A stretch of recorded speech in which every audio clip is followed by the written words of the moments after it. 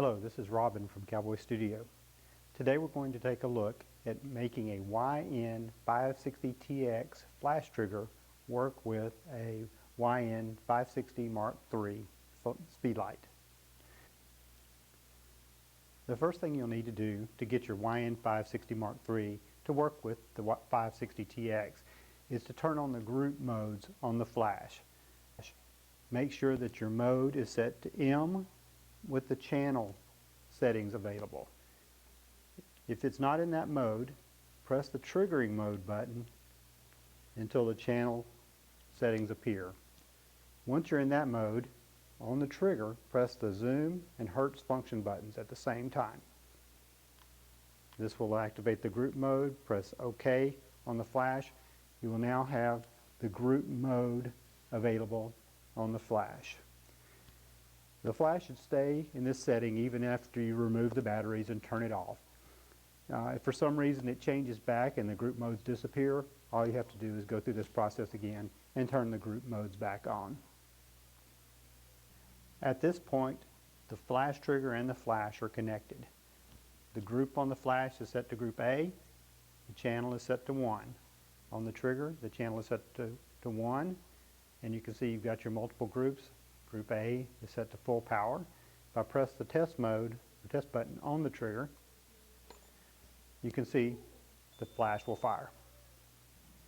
At this point, we can start controlling the flash from the trigger.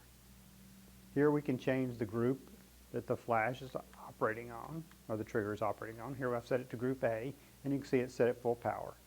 I can change the power by reducing it here, and you can see that the power setting on the flash changes. If I want to change the zoom on the flash, press the zoom button here. I can change the zoom on the trigger. It changes the zoom on the flash. If I want to move the flash to a different group, I press the mode and trigger button, also indicated by the group here. My group is flashing. I can change the group here. So for instance, I've changed this now to group B. I press OK. I can change my group here. As soon as I change the trigger to that group, the flash automatically responds. The zoom matches and the power matches. And as I change the power of that group, the power on the flash changes.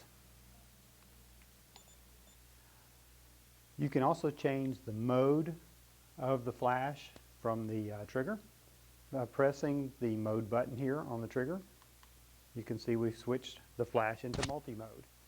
By pressing the hertz function button, we can set the number of times the flash will fire per second and the number of times the flash will fire in multi-mode. Press OK to record the settings. Now if you experience interference from other triggers in the area or other radio interference, you can change the channel that the trigger is operating on. You simply press the channel button. The channel will begin flashing. You can raise the channel up and down. Now note, if you change the channel on the trigger, you have to change the channel on all flashes and other triggers that are working with the 560TX. Everything has to operate on the same channel. So now that I've changed this to channel 2, if I press the test button, the flash won't fire. I'm going to go ahead and set the flash to a different group here. I'll go ahead and put it back to group A so it's not in multi-mode anymore. So what I'm going to do is go ahead, press the channel buttons, change the channel here to match the trigger, hit OK. Now as soon as I start, now the flash is responding to the trigger.